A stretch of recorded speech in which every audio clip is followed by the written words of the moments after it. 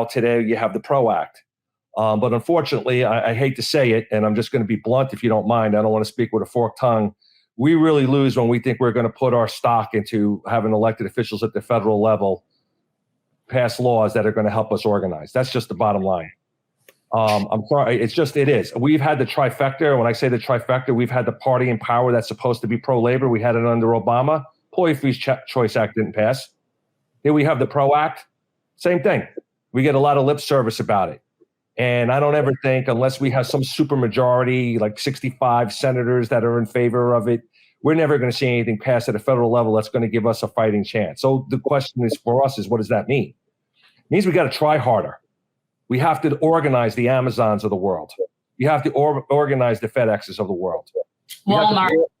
Walmart. We have to put all of our resources into figuring out how to take on these companies. And look, I'm sitting here in my chair. I'm not trying to play armchair quarterback. It's difficult work. But if we're going to keep up, we have got to be able to organize these big companies in this country. And that's where I see it going. I mean, yes, there is a desire. And look, I am elated to see Amazon in certain parts of our country organizing, Starbucks, this younger generation of young people going out and taking it on themselves, really not even going through a union. They're just going to the union for some consultation. They're out there doing it themselves. It kind of reminds me of I don't know if you heard of the Wobblies back in the 30s and the 20s. They were a group who said, we don't want a contract. You just screw with us. We're going to shut the place down. That's it. That's just how we're going to negotiate a contract. All the power from the people and not some union hall somewhere. And it almost seems like that's what it's going back to. This younger generation is taking it on. I actually am pleased to hear that, because one of the big issues I find, and it's definitely worse in a right to work state, is that the management of the union is not always acting in the best interest of rank and file. And just like any other big organization or big operation, I think there tends to be a disconnect between the top and the bottom. And what I was about to say before you came on, what I call a hot take, is I actually feel like, at least in Broward, that with certain union people, it tends to be more of an excuse that we're in a right to work state, because it sort of is like, well, my hands are tied. There's nothing we can do. It's illegal for us to strike. And I'm thinking, so we have to get permission from the oppressor to rise up. Like, they're never going to give you permission to strike. That's never going to happen. You're not going to get permission to strike. It's just, that's not how this is going to work. Yeah, look, in public sector, and I'm not, the excuses serve only those who make them. So I'm not trying to make excuses here for my brothers and sisters. But for example, in the private sector, that's not the case. I don't know if you were at the dinner on Saturday night, but you were. I remember bumping into. Yeah. Yeah. The diplomat potentially is going on strike. That's a big deal. They can't get a contract there. They have a right to strike. And, in public sector, it's a little bit more difficult because the laws are what they are and the unions will get their asses sued. I get that. But let me just go back to what you said about right to work. I so often hear, oh, that's a right to work state. Oh, it's a right to work state. Oh, you can't do this. You can't do that. What a right to work state essentially boils down to is the organizing laws are the same. Your ability to try to get the contract is the same. All it means is that once you get a contract, certain employees can opt to say, I don't want to be in the union. That's all it means. But if you go out and do a really good job representing your people, they will join. I took over the city of Fort Lauderdale. We had 117 members. I put the time, the skin in the game, the effort. We're up to 450 members now. And we're over 50%. So when you're out there pressing the flesh, as us organizers say, and you're out there working with people and you let them know that you got their back, and you organize and you structure it in the right way to make people understand the power that they actually do have to get a good collective bargaining agreement, people will join. So. Yeah, definitely my issue is with government union people. It's a teacher union. It's a teacher union situation. But I feel like they often just sort of complain that they're just so stuck and there's nothing you can do. But I don't know that there's ever going to be a change in that. Like, I don't know that you're not going to get permission to do anything about it. I think the issue is too, it's also without singling any union, but let's stay close. Let's stay on the public sector if I can respond to that. And I've been talking about this for years. I've just been able to never get off the ground. You got to figure out what your points of leverage are, right? What do you control? What do you have power over in order to effectuate the change that you need to build your union? And, like I said, the laws are very, very, they're not in favor of the employees, especially in the public sector unions. The trade-off was because of our Constitution in the state of Florida having the right to bargain, the right to work law, the right to work legislation, or the right to work in the Constitution is tied intricately to that law. So they're like, it was one and the same. You'd almost, you had to dance with the devil in order to get what you wanted.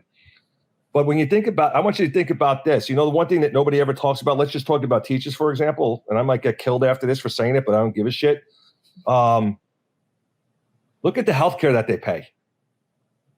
You should do a poll of what teachers pay out of their pocket for their healthcare. It's unconscionable how much money they pay for healthcare. One of the things that I fight for constantly is affordable healthcare for our members, because you can't eat your benefits, but you go to the hospital and you can't pay your bill, you're going to go broke. Healthcare is a near and dear important thing. When you think about the amount of teachers in this state, or even other public sector employees, it's over, and I've already done the study on this, it's $3.7 billion in healthcare money that we allowed the other side to dictate to us and how that's going to get spent, where we should be reversing that and using those dollars for the power of building our members, building them a better healthcare plan, and building a much bigger and stronger union. Is that specifically, you're saying, to Florida, like the teachers are they just overpay? Because I know that like Broward, our teachers are paid less than both Dade and Palm Beach teachers. So, it's definitely different. It's not like a whole thing, but it doesn't surprise me that they're paying a lot for their healthcare. But the truth is, it's not just teachers, it's other, state employees. You look at what the state employees get, they do very well on healthcare, but you shouldn't have to be paying for your healthcare. That's the thing. I'm fighting for free healthcare in the city of Fort Lauderdale right now in a consumer-driven plan. I'm like, why are these people paying out of their pocket for this? It's ridiculous. But anyway, I don't want to get too off. No. You actually brought up a very good point, and I am curious if you could, talk more about that. Obviously, at the state level, especially in Tallahassee, it's going to be very difficult to get any type of statewide initiatives. There's a few states in particular that are really doing a magnificent job trying to push forward a statewide universal healthcare system. New York, in particular, with the New York Health Act, is really doing a great job. There's whole Washington and Washington State and CalCare in California. But you mentioned the opportunity to have free healthcare in Fort Lauderdale. How would that work exactly? Well, look, in the city of Fort Lauderdale, for example, they're given three choices or plans they want. And then one, obviously the gold plan is the most expensive. There's a middle plan, and then there's the third tier plan. A lot of our folks take the third tier plan, which is a consumer-driven plan, which is not too bad. Once you get past the deductible, it's, the benefits kick in. It's good if, God forbid, you have to go to the hospital, you have a catastrophic illness. But the focus right there is our people pay out of pocket, like towards the premium. It's not a lot of money, but it's a lot of money for our workers. It's like $92.52 a month. And I'm going to the city and I'm saying to the city, through showing them, I said, look, and I even did one better. I said, we need to put that money back in these folks' pockets. Now, the city of Fort Lauderdale, for example, they have a health center. And I am a big, firm believer in health center. The other word for health centers are called clinics. We don't use that word because people hear clinic, they think, oh my God. But you're able to control cost. And what I said to the city was, let's put them in the health center. The people who sign up to make that their primary, they have good doctors there. They get prescriptions there. They get it for free because the city in the end will save money because you're controlling costs. You're not just going all over the place and you're not paying claims out, hundreds of different doctors. There's a set fee that you pay for the health center. And how many people would that be? Like, how many people would that cover? Well, I represent 1,000 people in the city of Fort Lauderdale, so potentially you could cover all 1,000 right now, and it does cover all 1,000. Even in the HMO or the other HMO2 plan, they call it, they're able to go there. And one of the things that I'm working on citywide, through our shop stewards, through building committees, to make them understand, by you going to this health center, it's going to be better for your pocket. It's going to be less utilization that the city is going to have to pay out in claims. You control cost. You're not paying all the ancillary fees that you pay when you go outside a network or even whatever doctors are available to you within the network. They have a doctor there. They have nurse practitioners who, tend to you like you would if you went to a regular doctor's office. And they give you prescription drugs at a much lower cost if you get it from the health center. It's just pushing the city to get out there and do the organizing it takes to make people understand why that's a good choice. And it's clean. It's, it's out west. And I'm trying to get them to fund another one. So geographically, it's easier for people to travel to. We're trying to get a little bit more closer to the East Coast. So what's your impediment? What's in the way? Like, what's your hurdle? Like, who are the people that are in the way of this? It's bureaucracy. It's government. You got to deal with different people who don't want to get off their ass and do their job. You got to challenge them on documents you need. No one's ever pushed them on it. There's never been really any thinking outside the box on this. And it's not going to be impediment. We're going to get it done. And we're working towards getting it done. I mean, but it's I tried to do this down in Miami-Dade with Jackson Hospital when I was working for ASME, and I ran all those unions down there. It's like, the county owns a hospital. Why are we not doing a better job at figuring out? I have to give Martha Baker credit. She did set up a plan there to get more people to use what they call the Jackson plan, which actually saved the county a lot of money.